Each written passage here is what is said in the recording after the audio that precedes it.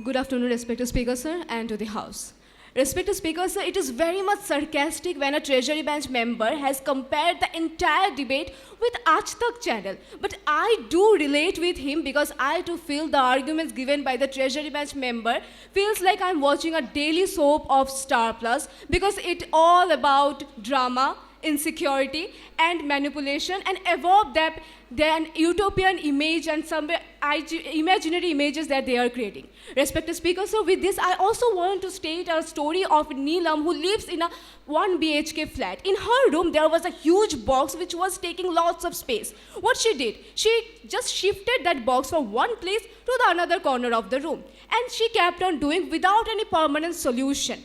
If the idea of eviction is being implemented in this state, then it will be having the same condition of Neelam and her box without any permanent solution, respected Speaker, sir. I genuinely want to ask to the Treasury Bench member that where these encroachers will go, who will take responsibilities of these encroachers, and above all, who are these encroachers? Are they criminals or just displaced families and dependent communities? Respected Speaker, sir, when the Treasury Bench member has talked about the Kaziranga eviction phase, and they have given lots of data which shows that they are much interested, but being a human and on this humanitarian ground, I want to ask, where are these encroachers right now? Because even after 9 years of this eviction process, till now there is no data given by the government of Assam about these encroachers. Respected Speaker, sir, the Treasury Bench members has shown that we genuinely live in the era of Kali-Yuga, when a Treasury Bench member came and said that because of the flood, because of flood, many of the encroachers goes and lives in the forest areas. But this is an excuse. But these are not excuse. They are bound to live there when they have no option. Respected Speaker, sir, when the indigenous people of Assam we talk about, but who are these indigenous people? Who? Because there is no legal term, and whom shall we consider as indigenous people and whom shall we not? Respected Speaker, sir, when there is eviction without rehabilitation, it will give nothing but unemployment and insecurity, nothing else. Respected Speaker, sir, the Treasury Bench member has said about illegal immigrants, but let me tell you, in Assam, illegal immigrants are only those who do not have proper documentation, who do not have a single paper. Thousands of forest dwellers who live in the forest, who work in the forest, and just they are known as encroachers because they do not have the actual documents of their own ancestral lands. And if they are known as illegal immigrants, then I don't think that there is any value of the cultural roots. Respected Speaker, sir, the members of the Treasury Bench are very much aware about the forest rights and the forest laws, but they've forgotten the recent fact where the Forest Survey report of 2021 says that this all forest loss is not happening because of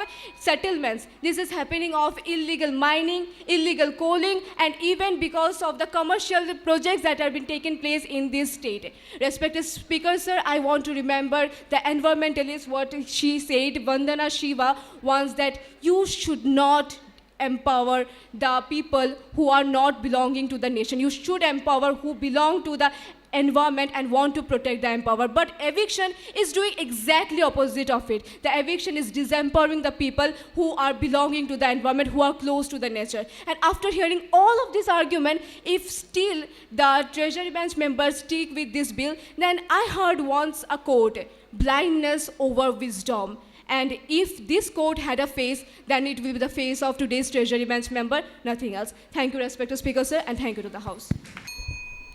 নমস্কাৰ মাননীয় অধ্যক্ষ মহোদয় আৰু মহামান্য সদন। অধ্যক্ষ মহোদয়, সন্মানীয় বিৰোধী পক্ষৰ এগৰাকী সদস্যই আমাক কাজিৰঙাত পুনৰ সংস্থাপন দিয়াৰ বাবে তুচ্ছ তাচ্ছিল্য কৰি থৈ যায়। কিন্তু অধ্যক্ষ মহোদয়, একেখন বিৰোধী পক্ষৰ আন এগৰাকী সদস্যই আমাক সংস্থাপন নিদিয়াৰ বাবে অমানৱীয় বুলি অভিহিত কৰি থৈ যায়। অধ্যক্ষ মহোদয়, সন্মানীয় বিৰোধী পক্ষৰ এগৰাকী সদস্যই আমাক অসম চুক্তিখন ৰূপায়ণ নকৰা বুলি বিৰোধিতা কৰি থৈ যায়। কিন্তু অধ্যক্ষ মহোদয়, সেই অসম চুক্তিৰ 10 নং দফাত উল্লেখ থকা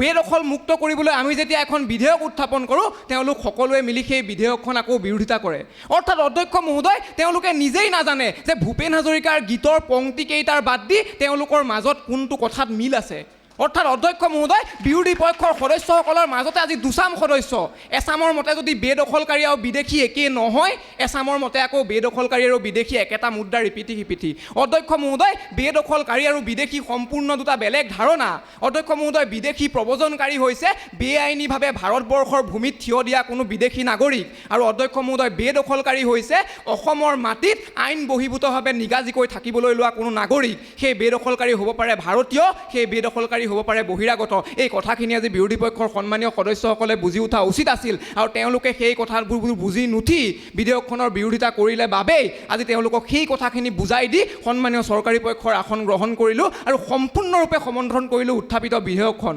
অধ্যক্ষ মহোদয় তেওঁলোকে আমাক প্ৰশ্ন কৰে যে আমাৰ হাতত খিলঞ্জীয়াৰ এটা সুসংজ্ঞা নাই কিন্তু অধ্যক্ষ মহোদয় তেওঁলোকৰ মাজৰে এজনে আকৌ কৈ থৈ যায় অসমত 1.3 কোটি খিলঞ্জীয়া লোক আছে অধ্যক্ষ মহোদয় আমাৰ হাতত যদি খিলঞ্জীয়াৰ কোনো প্ৰকৃত সংজ্ঞাই নাই তেনেহ'লে বিৰোধী পক্ষৰ সদস্যগৰাকীয়ে কি সংজ্ঞা অনুযায়ী অসমৰ 2 কোটিতকৈ অধিক মানুহক খিলঞ্জীয়া নহয় বুলি অভিহিত কৰিলে সেই প্ৰশ্নৰ উত্তৰ আজি সদনত স্পষ্ট কৰক অধ্যক্ষ মহোদয় অসমৰ বন বিভাগৰ প্ৰকাশিত তথ্য অনুসৰি 2023 বৰ্ষত প্ৰায় 3900 বৰ্গ কিলোমিটাৰ ভূমি বেদখল কৰা হৈছিল আৰু অধ্যক্ষ মহোদয় লামডিং সংৰক্ষিত বনাঞ্চলত যেতিয়া 2021-22 চনত উচ্ছেদ কৰা হৈছিল সেই উচ্ছেদৰ পাছত তাৰ পিছৰটো বছৰত সেই সংৰক্ষিত বনাঞ্চলখনৰ 1410 বৰ্গ কিলোমিটাৰ মাটি পুনৰুদ্ধাৰ কৰি পুনৰ বনানীকৰণ অৰ্থাৎ এফৰেষ্টেশ্যন কৰা হৈছিল অধ্যক্ষ মহোদয় এয়া যদি আমাৰ বেদখল মুক্তকৰণৰ জৰিয়তে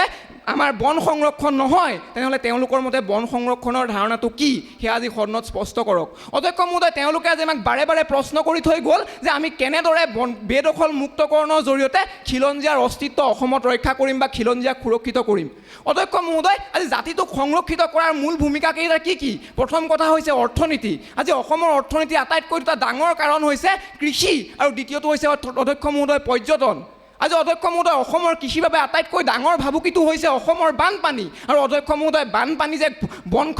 ধ্বংসৰ ফলত হৈছে সেই কথা তেওঁলোকক আজি বেলেগকৈ আকৌ বুজাব লাগিব নেকি অধ্যক্ষ মহোদয় ব্ৰহ্মপুত্ৰৰ পাৰত হোৱা অবৈধ বেদখলৰ বাবেই যে অসমৰ ব্ৰহ্মপুত্ৰই খহনীয়া কৰিছে সেই কথা তেওঁলোকক বেলেগকৈ বুজাব লাগিব নেকি অধ্যক্ষ মহোদয় যদি আমি কাজিৰঙাৰ পৰা বেদখলকাৰীসকলক উচ্ছেদ নকৰোঁ তেতিয়াহ'লে কাজিৰঙাত মানুহে গঁড় চাবলৈ যাব নে তেওঁলোকৰ সেই বেদখলকাৰীসকলক চাবলৈ যাব সেই কথা তেওঁলোকে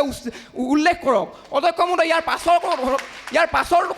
আটাইতকৈ দৰকাৰী বিষয় হৈছে জলবায়ু আৰু পৰিৱেশৰ ভাৰসাম্য অধ্যক্ষ মহোদয় বিশ্বৰ আন প্ৰান্তৰ দৰে অসমৰ পৰিৱেশ নহয় অসমৰ প্ৰত্যেকজন মানুহে জলবায়ু আৰু পৰিৱেশক লৈ নিজৰ জীৱনটো নিৰ্বাহ কৰিছে ইয়াত অধ্যক্ষ মহোদয় অসমৰ আটাইতকৈ মূল 3টা উৎসৱ বিহু সেই বিহু অধ্যক্ষ মহোদয় পৰিৱেশ অৰ্থাৎ কৃষিক কেন্দ্ৰ কৰি কৰা হয় ইয়াত অধ্যক্ষ মহোদয় গছক মানুহে মাতৃ বুলি পূজা কৰে গতিকে এইখন অসমত যেতিয়া অধ্যক্ষ মহোদয় জলবায়ু পৰিৱৰ্তনৰ নামত ISFRৰ প্ৰকাশিত তথ্য অনুসৰি যিখন অসমে 2021 চনত মুঠ কাৰ্বন বহিৰ্নিগমনৰ প্ৰায় 2.67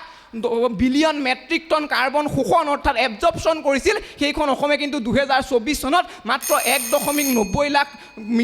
বিলিয়ন মেট্ৰিক টন কাৰ্বনে শোষণ কৰিছে অৰ্থাৎ অধ্যক্ষ মহোদয় অসমৰ কাৰ্বন শোষণৰ যি ক্ষমতা সেয়া ক্ৰমাৎ কমি আহিছে সেয়া যে অধ্যক্ষ মহোদয় বন ধ্বংস আৰু বেদখলৰ কাৰণে হৈছে সেই কথা তেওঁলোকক আকৌ বেলেগকৈ বুজাব লাগিব বুলি আমি নাভাবোঁ সেইবাবে অধ্যক্ষ মহোদয় তেওঁলোকৰ সমৰ্থন আশা কৰিলোঁ অধ্যক্ষ মহোদয় ভূপেন হাজৰিকাই 1990 চনতে কৈ থৈ যোৱা কেইটামান গানৰ পংক্তিৰে সম্পূৰ্ণ অসমৰ ধ্যান ধাৰণাবোৰ চালে নহ'ব কাৰণ অধ্যক্ষ মহোদয় সেইজন ভূপেন হাজৰিকাই লগতে এয়াও কৈছিল যে আজিৰ অসমীয়াই নিজক নিচিনিলে প্ৰাপ্য উঠি তাতে